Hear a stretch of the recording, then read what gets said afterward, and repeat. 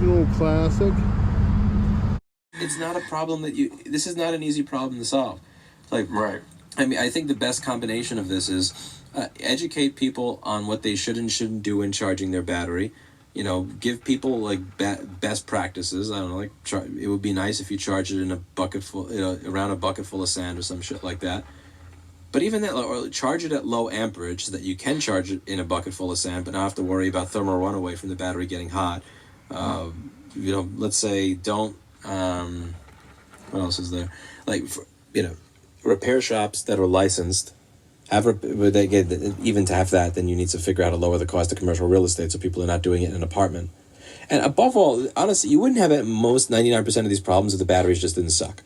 Like if So that was a little clip from Louis Rosman. I'll leave the link below for the video. It was a great conversation, and I just want to talk about that a little bit.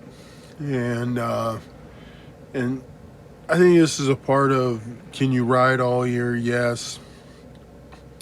You just need to get if you're going to build your own e-bike, I think you need excuse me, I didn't mean to burp, but I did. But guess too much pumpkin pie. But anyway, but I just think that you need a good BMS, good management, battery management system, and a thermal. You need a good thermal sensor. If you got a good thermal sensor like I do in the battery, and I think even in the motor in my ST1 and 2, and I can look at it on the ST1 on the main menu and the ST2 the same way, but I also can look at it through the app. So you can look at that, and the thermal is really good because, like, after that clip, he tells what the thermal does. They basically, what that does is, like, he's talking about, you usually don't get thermal runaway until 95 to 100 Celsius. So, that's really hot. And most of these thermals, what they'll do is they'll cut it way before you even get close to that. So what it'll do is it'll cut it, and basically the way I'm thinking about it, it's like, okay, I got a vacuum cleaner since that's part of my job, and if the motor gets too hot, it has a thermal sensor in it, and if it gets too hot, it turns it off. It just turns the whole system off. And that's what the thermal does in the battery. It just cuts out the power. So then the batteries don't keep outputting and keep getting the batteries getting hot and the motor hot and all that. And the motor has the same thing. It has a thermal in it. So, the motor ain't going to get so hot that you can just run it until it's so hot you can't touch it. It'll just stop. I never had that, because I think what Stromer does is they've figured out where is a safe limit. And to me, this is where Lewis or Mr. Rosman and I might disagree in a way. Do I think, now granted, he lived in New York City, I don't live in a big city, but I do agree and disagree with him. And the one way I agree with him is, like, where I'm riding right now. This is 35, and people do want to pass you. So it would be nice at times to be able, in the United States at least, to have that, like, look, I'm on this road. I can't ride on the sidewalk because in Ohio they say no e-bikes are allowed to ride on the sidewalk.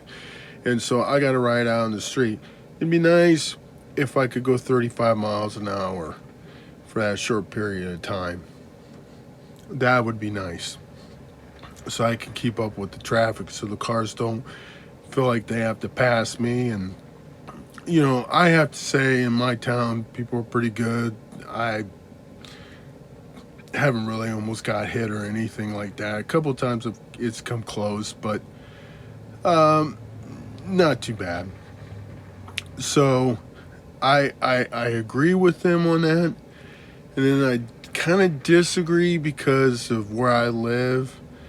I don't really have that problem, but in a big city, that's where I agree with them because, in that situation, I understand that. But there have been times where I'm like, man, I wish I could just do 35 here, pedaling.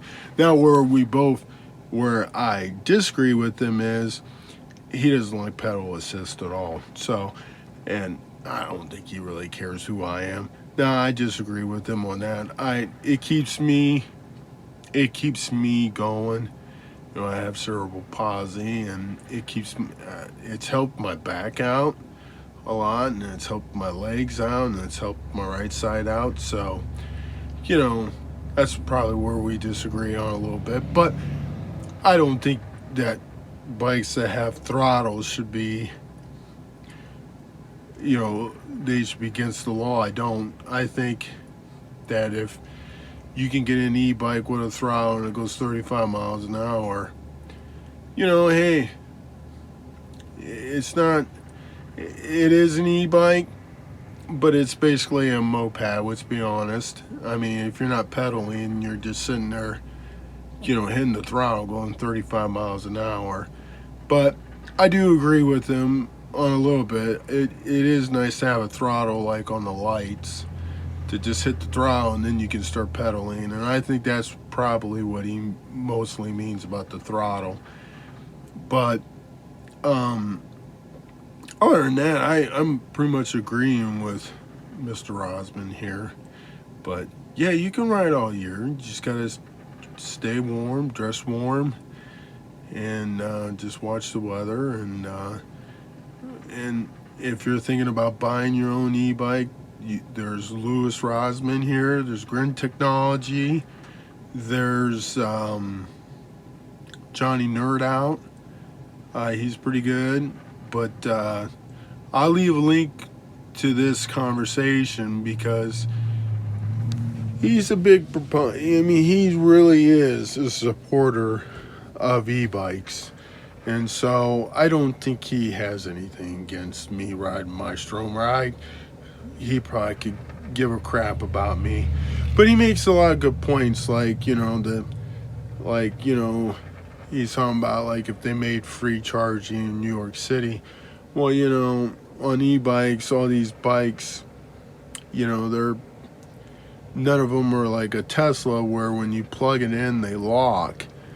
And so that would be nice if down the road that.